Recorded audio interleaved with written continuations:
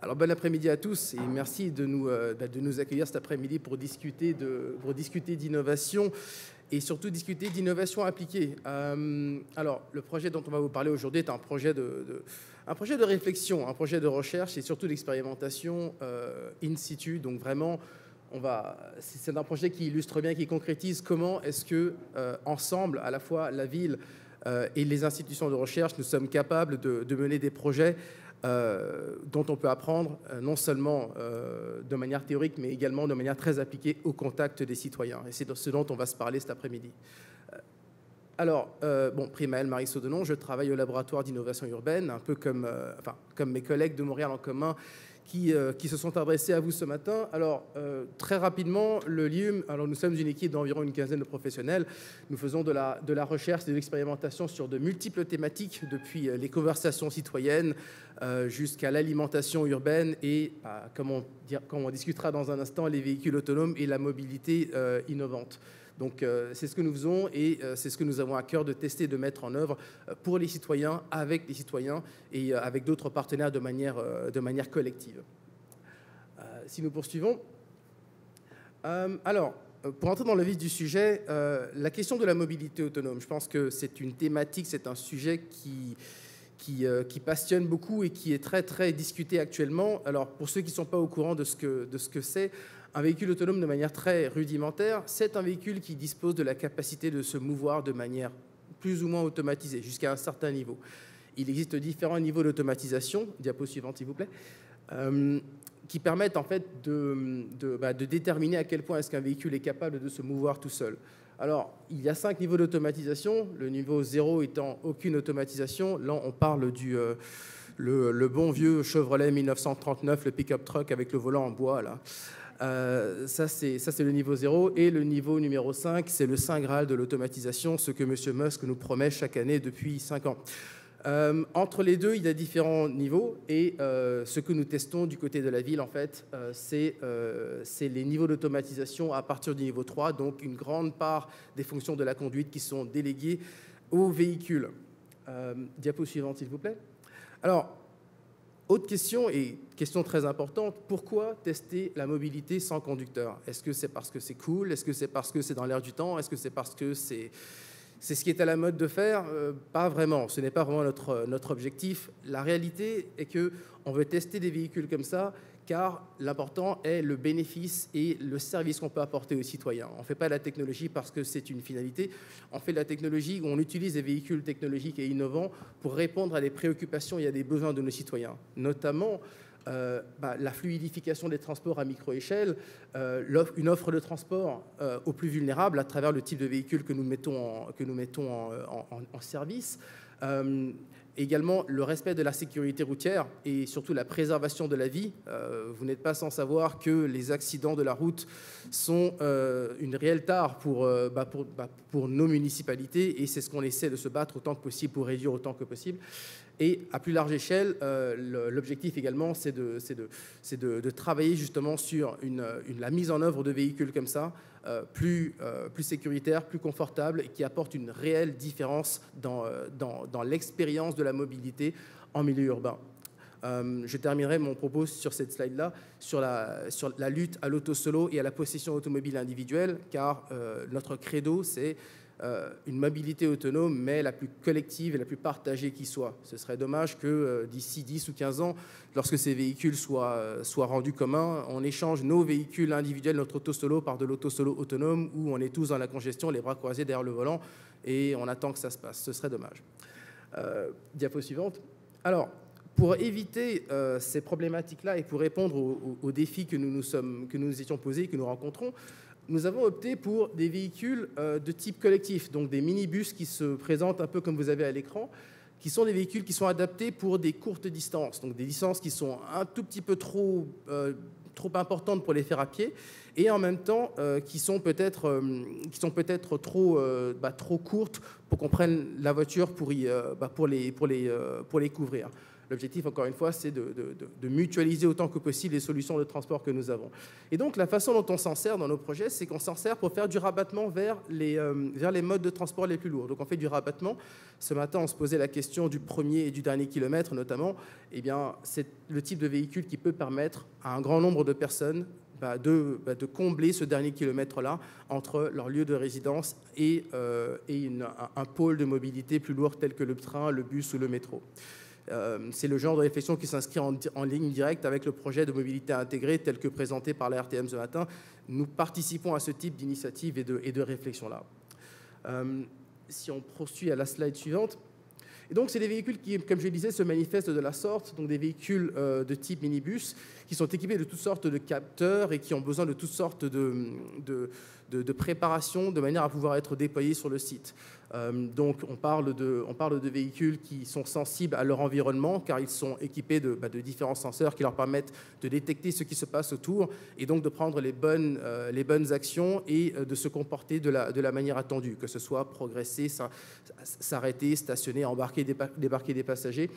Il est donc important que l'environnement soit apte à accueillir ce type de véhicules hautement technologiques qui sont encore à l'étape de raffinement technologique à l'heure où je vous parle aujourd'hui. Donc, je ne vais peut-être pas m'épandre sur les caractéristiques spécifiques, mais ce qui est important de retenir, c'est que ce sont des véhicules qui, dans leur caractère expérimental, requièrent également un environnement qui est apte à les faire circuler. Si nous poursuivons, donc, je peux terminer là-dessus. Donc, c'est quelques compléments d'informations techniques sur ces véhicules-là. L'information la plus importante peut-être étant que ce sont des véhicules qui sont conçus et surtout qui ont été choisis par la ville pour leur caractère collectif, mutualisé, de manière à réduire la possession d'automobiles individuelles et donc ainsi proposer une solution qui est la plus collectiviste et la plus éco-responsable possible, ces véhicules étant entièrement électriques. Alors, pour vous parler du projet en tant que tel, nous avons parlé des véhicules, mais ce qui est le plus important, c'est ce que nous en avons fait et comment est-ce que nous l'avons déployé. Ce que vous avez à l'écran, c'est le calendrier de déploiement d'un projet comme celui-ci. Ce sont des projets qui sont complexes, qui prennent du temps à mettre en œuvre et qui nécessitent le concours de nombreux acteurs, notamment nos partenaires du ministère des Transports ainsi que de la SAAQ. Vous imaginez bien qu'un véhicule expérimental, on ne fait pas rouler ça n'importe quand, n'importe où, n'importe comment, et sans demander la permission à personne. Et donc, la collaboration avec le gouvernement provincial nous a permis de planifier ensemble ce type de projet-là, de réfléchir ensemble à quel serait le meilleur site, le meilleur contexte et la meilleure pertinence pour leur utilisation. Car, au risque de me répéter, on ne fait pas de la technologie juste pour en faire ou parce que c'est cool, mais parce qu'il y a une réelle valeur ajoutée. Et on compte beaucoup sur les conseils et l'accompagnement du ministère des Transports ainsi que des acteurs locaux pour nous accompagner à travers cela. Donc, voilà par rapport à cela. Si on passe à la slide suivante. Donc, pour ceux qui connaissent, le projet a eu lieu dans le contexte de la Plaza Saint-Hubert. Donc, la Plaza, comme vous le savez, a vécu des travaux de rajeunissement et un magnifique lifting, pour le dire ainsi. Et donc, on a profité de cette opportunité-là, justement, pour mettre en œuvre un véhicule qui permet de transporter du monde, qui vient se récréer dans cet environnement-là. Et donc, ça nous semblait être l'un des meilleurs outils possibles à proposer à des personnes qui ont une distance à parcourir à pied qui peut être longue, même si elle est agréable. C'est quand même long de marcher la Plaza Saint-Hubert en plein été lorsqu'il fait 30 degrés et qu'on est chargé, ou qu'on est une famille avec des poussettes et de nombreux paquets. Et donc, le véhicule nous apparaissait être adapté pour ce type de besoin-là. Et ça nous permettait également de tester différentes choses, notamment l'acceptabilité des citoyens et également la cohabitation avec les autres véhicules et les autres usagers de la route. Notre partenaire sur le projet, Pierre-Maxime, pourra en parler dans un instant. Et donc, c'était un projet et un parcours qui présentait à la fois des défis techniques intéressants, mais également un réel bénéfice citoyen qui nous permettait de rendre et de trouver pertinent ce cadre-là pour tester des véhicules qu'on n'a pas l'habitude de voir et surtout des véhicules qui sont différents et les mettre à l'épreuve dans la réalité de tous les jours de nos citoyens. Si on poursuit. Alors, nous avons fait un projet en deux phases. Une phase à l'automne 2021 qui nous a permis de bien prendre en main le site, de bien savoir comment est-ce qu'il fonctionne, quelles sont les habitudes, et donc faire une première itération, un premier test de ces véhicules-là. Et la phase 2, que nous avons menée dans le courant de l'été de cette année, nous a permis de bonifier sur la base des apprentissages de la phase 1 notre service et donc de l'enrichir, de l'améliorer, de manière à profiter au maximum de la période estivale et de l'achalandage, justement d'une part pour voir comment est-ce que le véhicule réagissait dans les vraies situations et également d'avoir la masse critique de citoyens pour nous donner leur avis et donc de la sorte expérimenter à la fois au niveau technique mais également expérimenter au niveau social. Diapo suivante. Donc, je pense qu'on peut passer rapidement, juste pour que vous ayez les visuels à peu près de ce à quoi ça ressemble. Donc, ça, c'est la vue du véhicule. Diapo suivante, je vous prie. Donc voilà, c'est un véhicule qui est entièrement, qui est le plus esthétiquement, je dirais, agréable possible, de manière à profiter autant que possible de l'environnement commercial. Pour ceux qui connaissent la plaza, c'est des magasins, c'est des arbres qui ont été plantés récemment, et donc c'est un cadre de récréation et de magasinage qui est agréable pour les habitants du quartier, mais également pour ceux qui viennent de l'extérieur du quartier. Bon, cette considération a été importante car nous avons expérimenté en pleine pandémie et l'objectif était de transporter des personnes et non de transporter des virus. Nous avons donc fait quelques ajustements pour s'assurer de maintenir autant que possible la sécurité et la santé de nos passagers et de nos citoyens.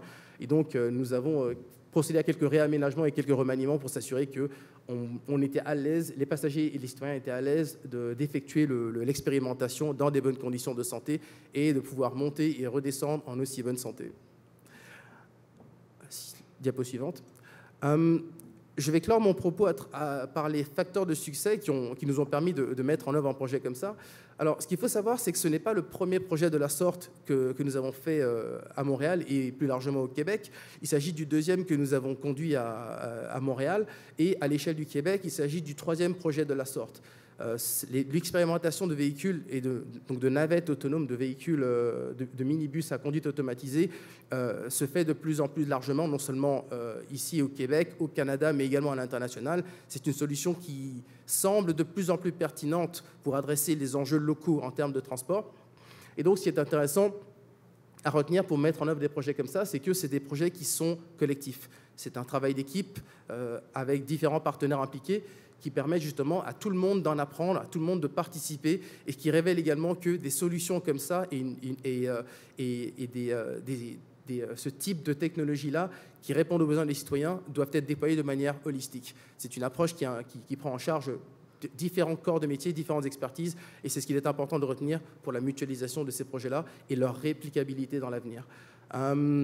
C'est des projets qui, comme la technologie est encore en développement, demandent pas mal d'investissement et de travail au niveau de nos infrastructures, ce qui nous pose la question de l'évolution et du maintien de la résilience et de la mise à jour de nos infrastructures en lien avec le développement technologique.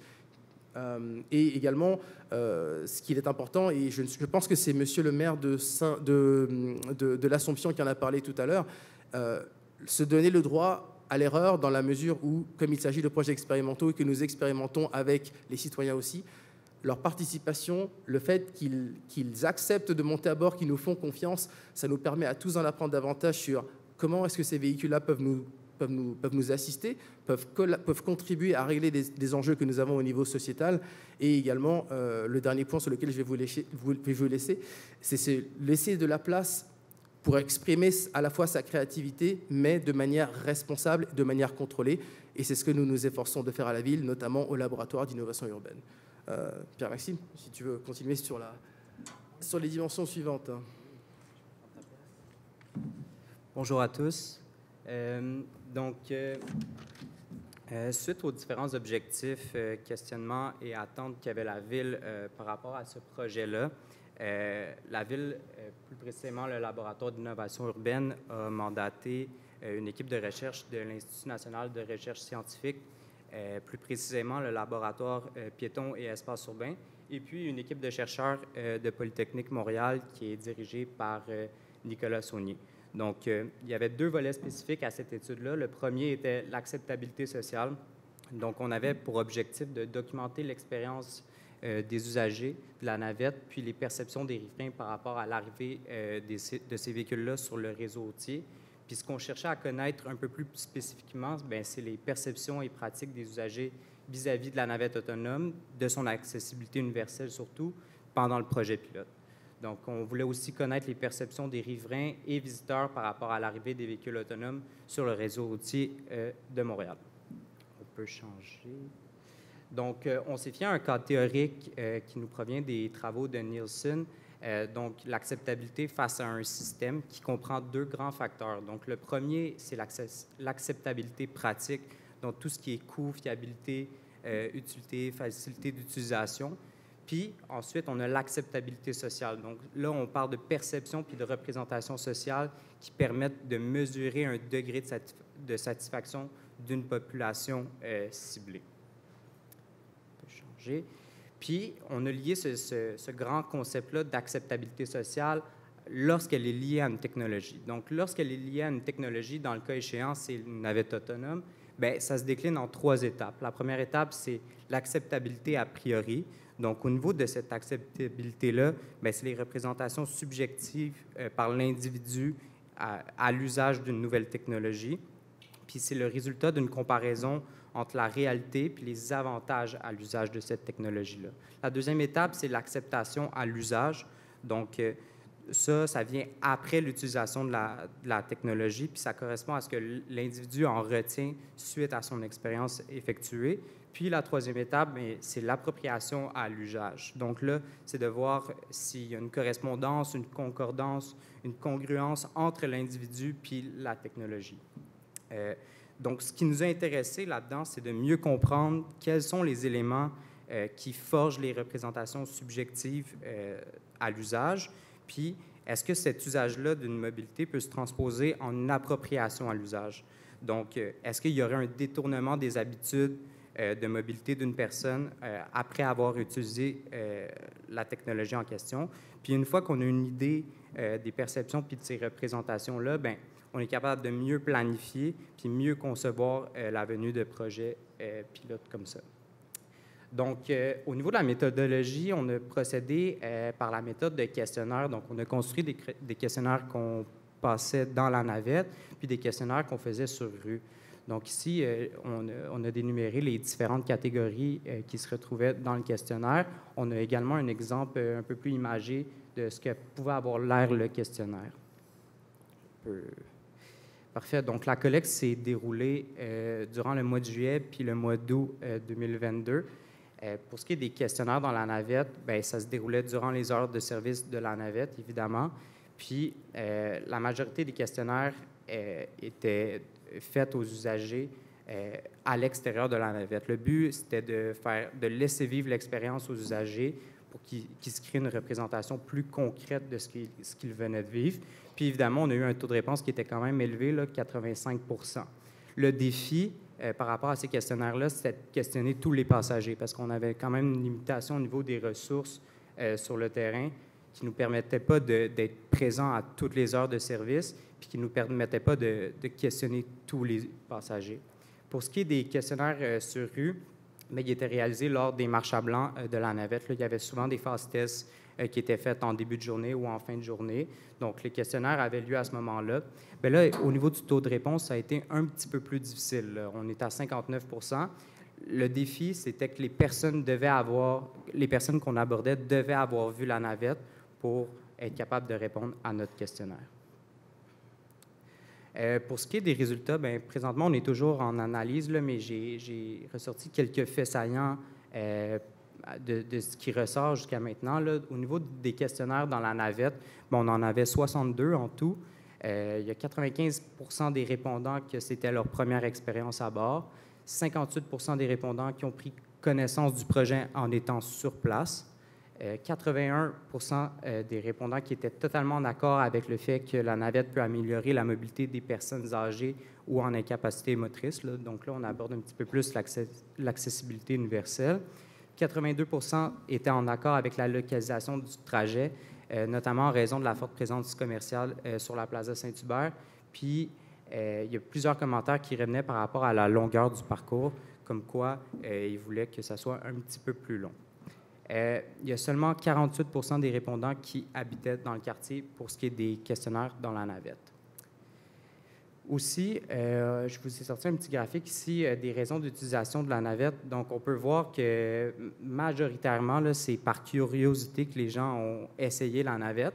Par contre, ce qui est quand même intéressant, c'est que bien, on a vu qu'il y avait juste 48 des personnes qui habitaient le quartier qui ont utilisé la navette, mais 16 leur raison d'utilisation de la navette, c'était pour l'utilité. Fait que ça, c'est une analyse qui pourrait être approfondie un petit peu plus. Pour ce qui est des questionnaires sur rue, on en a réalisé 78. Donc, 51 des répondants sont optimistes par rapport à l'avenir de ce type de mobilité-là en milieu urbain. 23 sont très optimistes. Oups.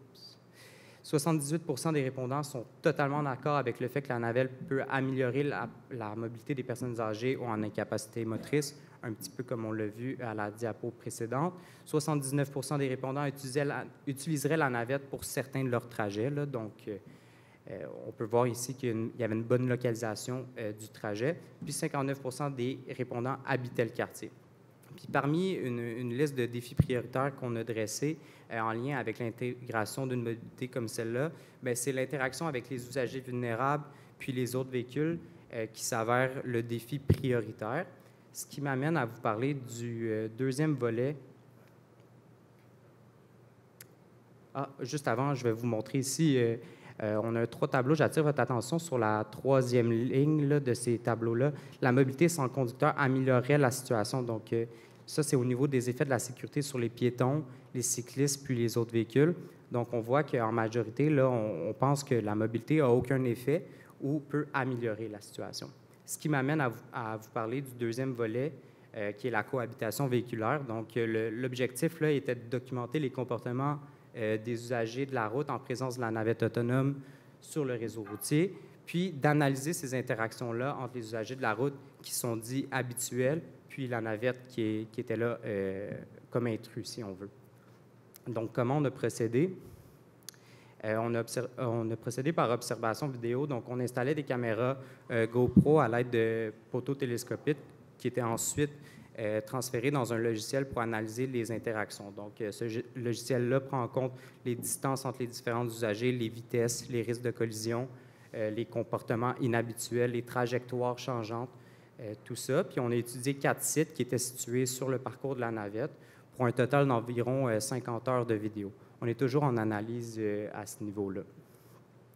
Donc, ici, on a un exemple de ce que peut capter l'observation par vidéo. Là. On a la navette ici en haut à gauche qui est au premier site étudié, là, qui est à une intersection piétonne. On voit la présence de différents usagers. Puis ça, c'est des photos des autres sites qu'on a étudiés. Donc, au niveau de l'expérience personnelle, cette recherche-là a eu plusieurs bienfaits, notamment les ressources disponibles, notamment avec la Ville de Montréal, les expertises variées, parce que tout ce projet-là inclut différentes parties prenantes. Puis cet amalgame de parties prenantes crée une production de connaissances plus efficace, plus rapide, puis surtout un partage des savoirs, une coopération, si on peut dire. Puis c'était une expérience très enrichissante sur le plan social, académique et professionnel. Merci beaucoup.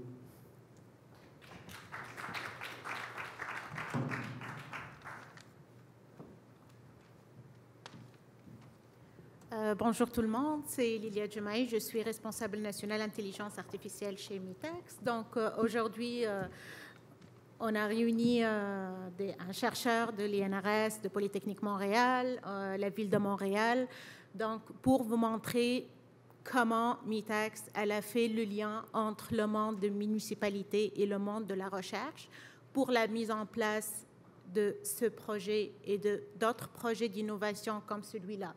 Donc, pour commencer, pour vous présenter Mitex, d'abord, avant d'aller un peu dans les détails, Mitex, on est organisation à but non lucratif. On est financé par le gouvernement fédéral et toutes les provinces à travers le Canada. Donc, notre mission, c'est vraiment de promouvoir l'innovation à travers le Canada et de promouvoir la recherche et développement, la recherche appliquée entre le monde industriel, entre les municipalités, les hôpitaux et l'académie, tous les tous les niveaux, donc postsecondaire, en allant des cégeps, des CCCTT, des universités. Donc, on est là pour aider tout le monde à créer des projets d'innovation et de la recherche appliquée. Donc, comment elle a commencé une telle collaboration?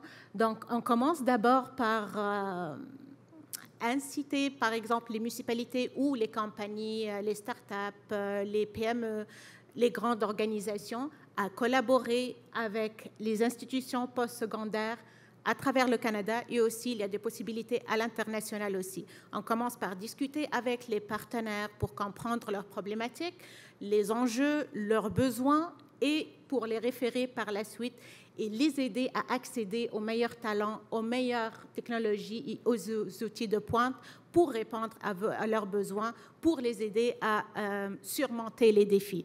Lors du panel des maires, je pense que tout le monde il a entendu le fait qu'actuellement, même avec la pandémie, il y a une pénurie de main-d'œuvre. Donc, il n'y a pas beaucoup de main-d'œuvre. Il n'y a pas beaucoup de ressources pour aller plus loin avec l'innovation, avec la recherche appliquée. Donc là, à Mitacs, on aide les municipalités à trouver les bons talents comme on l'a fait déjà avec la Ville de Montréal, les bons talents, les bonnes expertises, les stagiaires qui vont travailler avec eux pour résoudre les problèmes, pour répondre à leurs besoins, et avec des expertises pointues des chercheurs universitaires ou des chercheurs comme collégiaux ou les CCTT pour le bienfait des municipalités. Par la suite, après la définition du problème, après qu'on trouve les meilleures ressources, les expertises dans notre écosystème pan-canadien, on peut aller par la suite vers le support financier. Donc, Mitacs, elle est là pour donner aussi le support financier aux municipalités pour aller plus loin et pour développer ces projets et pour développer ces technologies-là. Donc, c'est quoi les avantages et les retombées, par exemple, pour les municipalités de faire ce type de projet-là, d'aller plus loin avec l'innovation? C'est vraiment rencontrer les talents potentiels, comme ce qu'on a vu là, c'est comme à travers ces projets-là, en recrutant des stagiaires. Donc, vous serez mis en relation avec les bonnes ressources, les ressources que vous aurez besoin pour les engager par la suite, ça c'est de un, et de profiter aussi, prendre avantage des connaissances pointues de nos chercheurs universitaires. Par la suite aussi, explorer la faisabilité des initiatives, parce que, comme on a dit, là, comme Prémaël, il a mentionné, ça reste une expérimentation, c'est une preuve de concept. Donc, pour dérisquer votre expérimentation, vos preuves de concept, vous aurez besoin de faire affaire avec les universités, avec le réseau postsecondaire, d'avoir les connaissances nécessaires, surtout en manque de ressources, pour aller plus loin dans vos réflexions et dans vos projets et dans vos initiatives.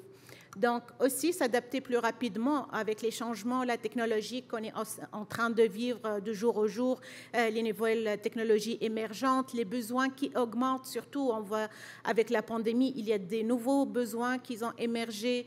Il faut répondre aux besoins des citoyens, surtout, il ne faut pas oublier que c'est très important que même on encourage l'innovation, l'intelligence artificielle, mais il faut que le citoyen reste au cœur de l'innovation.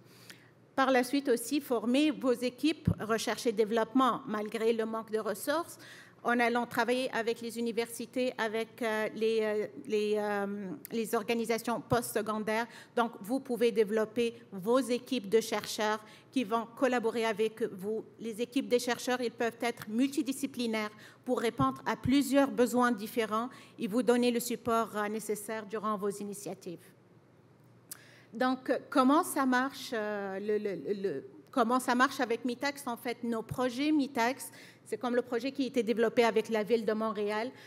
Dans nos projets, il faut avoir un chercheur stagiaire, il faut avoir un ou plusieurs professeurs chercheurs, un projet, un organisme ou plusieurs organismes qui vont être les partenaires et les porteurs de ce projet-là. C'est eux qui viennent avec la problématique, c'est eux qui viennent avec le projet. Donc, nos modules, ce sont des modules de 4 à 6 mois. Donc, vous pouvez faire plusieurs modules consécutifs, parallèles, pour bâtir comme du Lego, là, pour bâtir un plus grand projet par la suite. c'est vraiment, le but, c'est de répondre à vos besoins de la meilleure façon possible.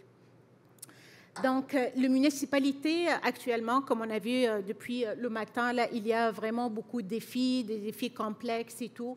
Donc, les communautés sont les bénéficiaires, les citoyens des résultats de l'innovation qui sont en train d'être mis en place, qui sont en train d'être expérimentés et testés. Donc, MITAX, pour cela, avant, les municipalités, elles n'étaient pas éligibles à du financement MITAX, mais à partir de l'année 2020, donc, les municipalités, ils sont ouverts, ils sont éligibles à nos financements et à notre support. Donc, depuis le premier appel à projet en 2020-2021, on a reçu plus que 250 projets soumis par 140 municipalités à travers le Canada. Donc, plus que 50% des projets, ils portent sur le développement durable et l'environnement, mais il y a vraiment une très grande ouverture où il y a de l'innovation, où vous avez des idées innovantes que vous pouvez juger comme c'est pas le moment peut-être, ou elles sont un peu folles, ou c'est pas, on n'est pas préparé. Venez discuter avec nous, on peut vous supporter, on peut vous donner les conseils nécessaires. On a aux alentours de 500 experts à travers le Canada, toutes les disciplines possibles, innovation sociale, mobilité intelligente, intelligence artificielle, quantique, tout ce que vous cherchez, on peut vous aider. C'est notre mission de vous donner le support. Donc, et maintenant, notre programme, il est ouvert. Ce n'est plus un appel à projet, il est ouvert en tout temps. Donc, en tout temps, dès que vous sentez le besoin de développer quelque chose de nouveau ou de discuter, venez discuter avec nous. Donc, les partenaires dans nos projets, donc ici, on a le partenaire principal, c'est les villes, c'est les municipalités, aussi c'est les partenaires industriels et aussi dans les projets collaboratifs, on peut ajouter aussi les startups, les PME ou même les grandes organisations qui veulent collaborer avec les municipalités pour développer des technologies innovantes ou pour aller plus loin avec les technologies déjà développées à l'avance pour des TRL plus élevés, pour la commercialisation et l'industrialisation. Donc, il y a un triangle, donc tout le monde peut travailler ensemble pour le bienfait de la société. Donc, si on résume bien, donc, pour les projets MITAX, comme le projet de la Ville de Montréal et d'autres, plus que 140 municipalités et villes à travers le Canada, on vous entend, on comprend votre besoin, on comprend votre défi, on vous aide à monter le projet, à développer le projet, à trouver les ressources nécessaires pour vous donner le support nécessaire pour aller plus loin avec l'innovation. La collaboration, c'est le mot-clé. La collaboration entre les municipalités, les entreprises, les compagnies et le monde académique. Tout le monde sont là ensemble pour développer une technologie au service des citoyens. L'intégration aussi des connaissances et le transfert de connaissances du monde académique. On le sait que le monde académique, les chercheurs, ils ont des expertises extraordinaires. Donc, on est là pour faire le maillage, on est là pour être un fil conducteur entre le monde académique, les connaissances académiques et le monde des municipalités ou le monde industriel et faire bénéficier la société de ces connaissances pointues et avancer la science, avancer la recherche et l'innovation. Merci.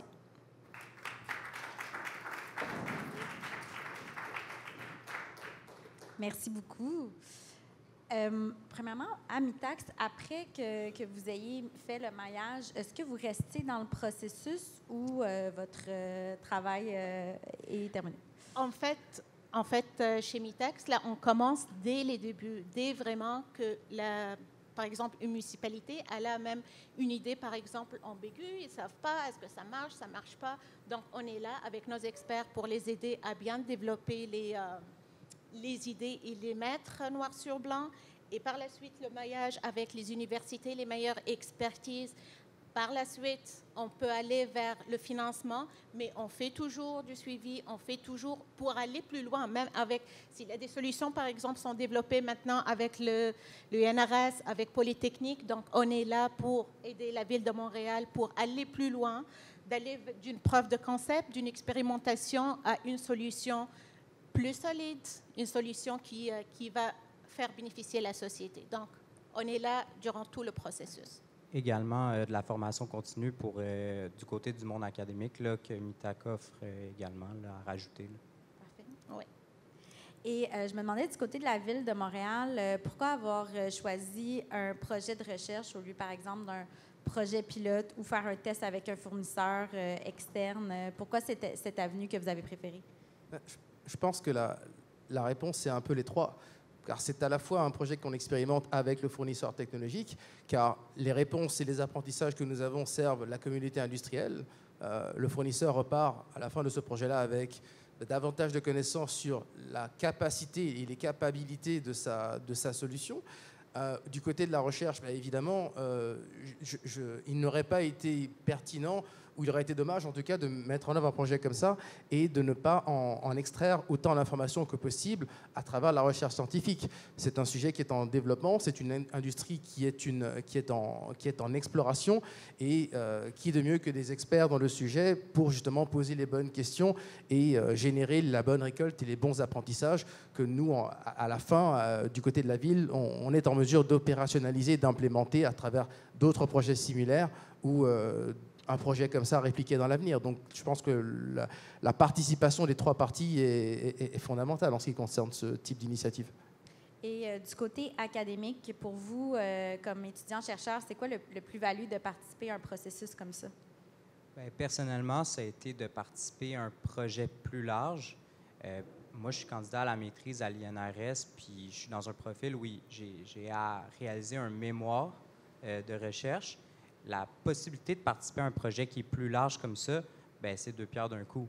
Fait qu'en fait, c'est de travailler sur les mandats de la ville, puis ensuite m'approprier le projet comme je peux, tout en récoltant des données, puis en améliorant le processus, là.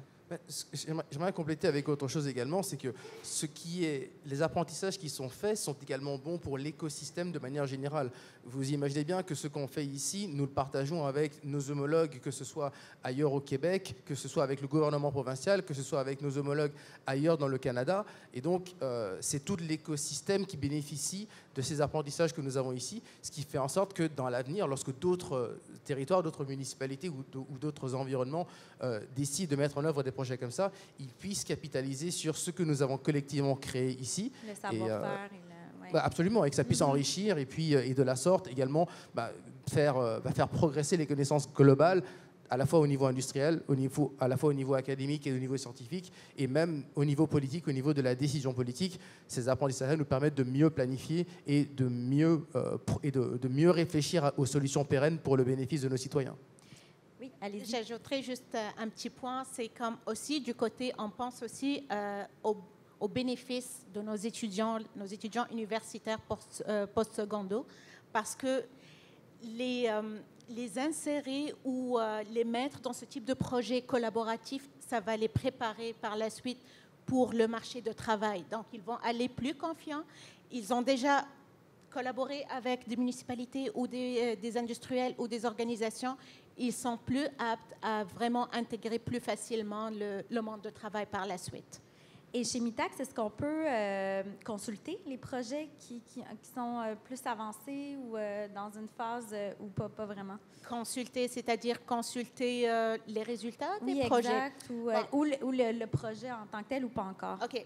Donc, pour les projets qui passent par Mitacs, on a comme toute une plateforme pour mettre une description assez haute au niveau. Là, on n'entre pas dans les détails parce qu'il y a des projets qui sont plus confidentiels et tout.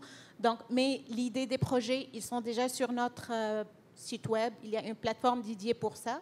Par la suite, les projets de la recherche appliquée, généralement, après chaque projet, il y a les chercheurs universitaires et les étudiants universitaires. Ils vont travailler sur des articles scientifiques qui seront publiés. Ces articles scientifiques, il y a tous les détails nécessaires. C'est pour ça qu'on avance la science avec ça, on avance la technologie. Donc, pour chaque personne qui a besoin d'avoir plus d'informations, ils peuvent contacter les responsables des projets et avoir accès à ces articles scientifiques et ces papiers scientifiques, par exemple. Bien, merci beaucoup d'avoir pris le temps de nous présenter ce programme-là aujourd'hui. Merci à vous. J'espère que plusieurs gens vont aller s'inscrire. En tout cas, la prochaine fois qu'on fait un projet comme ça, gardez l'œil ouvert. Ouais. J'ai presque envie de dire dans une municipalité près de chez vous, peut-être. Merci. Merci beaucoup.